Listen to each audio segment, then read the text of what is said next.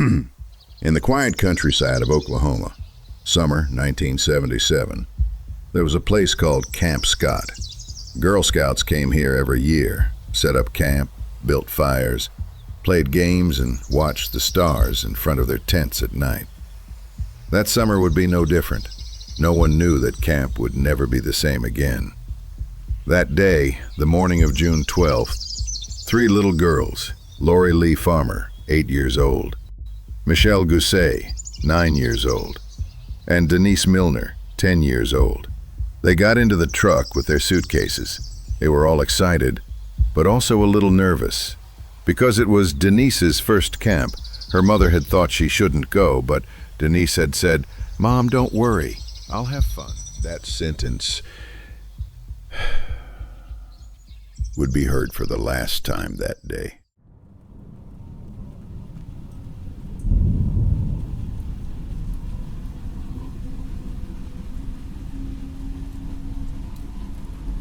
Camp Scott was set up deep in the woods in the Locust Grove area of Oklahoma.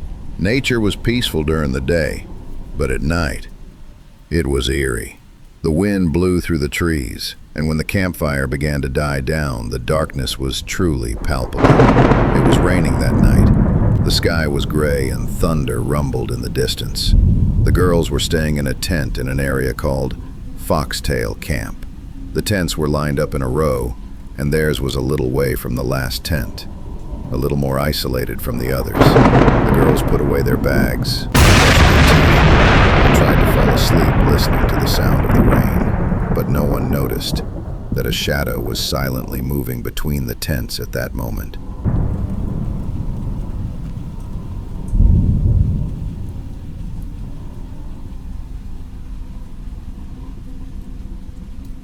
The day before camp began, a camp counselor found a strange note in one of the tents. It read, "3 girls will be killed at this camp." At first, they thought it was a joke. The note was dismissed as a prank or a child's game. But a day later, no one could have known that the note would come true like a prophecy. As the night progressed, the thunder grew closer. Some of the girls said they heard a scream, but everyone attributed it to the wind, to the storm. Around 3 in the morning, silence fell. Then, nothing was heard.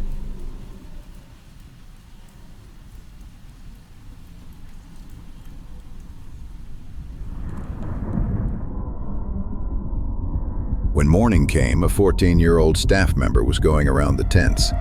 He had the morning list in his hand. But when he came to Lori, Michele, and Denise's tent, he was met with an unexpected sight. The tent ropes were broken, and there were bloodstains on the ground. And right next to the path, 3 small bodies were found wrapped in blankets. The camp was thrown into chaos. Children were crying, staff were shouting, and the radio transceivers echoed with cries of, "Call an ambulance! Call the police!" The camp's peaceful atmosphere had turned into a nightmare in just a few seconds.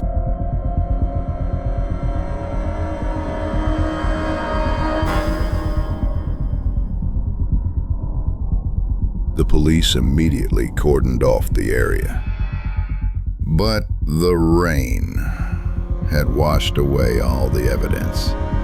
Footprints were muddied. Fingerprints were blurred. Still, one name stood out: Gene Leroy Hart. He had previously committed crimes in the same area. He was a fugitive, and the police believed he was hiding a kilometer away from the camp. But catching Hart wasn't easy. He was hunted in the woods for months. He was finally caught, but the evidence was weak in court. Even DNA analysis wasn't sufficient with the technology of the time, and the jury acquitted Hart. But shortly after, he died of a heart attack while in prison. The case was never reopened after that day.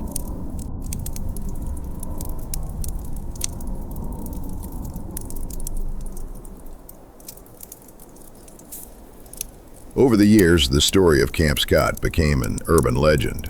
Some said there was someone else at the camp that night.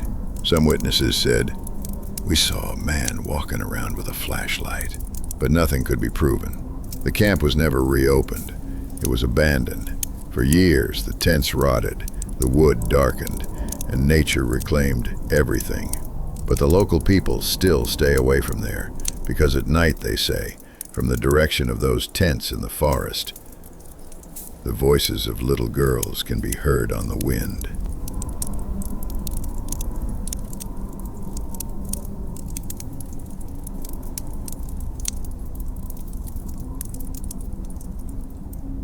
In 2017, 40 years later, the case was re-examined using modern DNA technology. New tests showed that some traces matched Gene Leroy Hart, but a definitive conclusion has still not been reached. Some researchers still believe someone else was involved. The families of those 3 little girls are still waiting for justice, and the true story of what happened at that camp remains shrouded in darkness.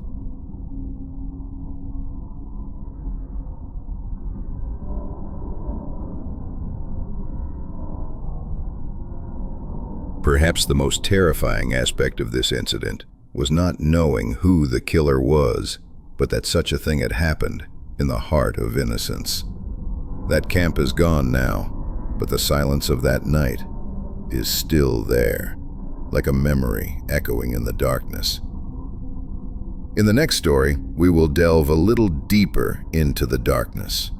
But remember, some nights, even silence is deafeningly loud. This story remains unfinished.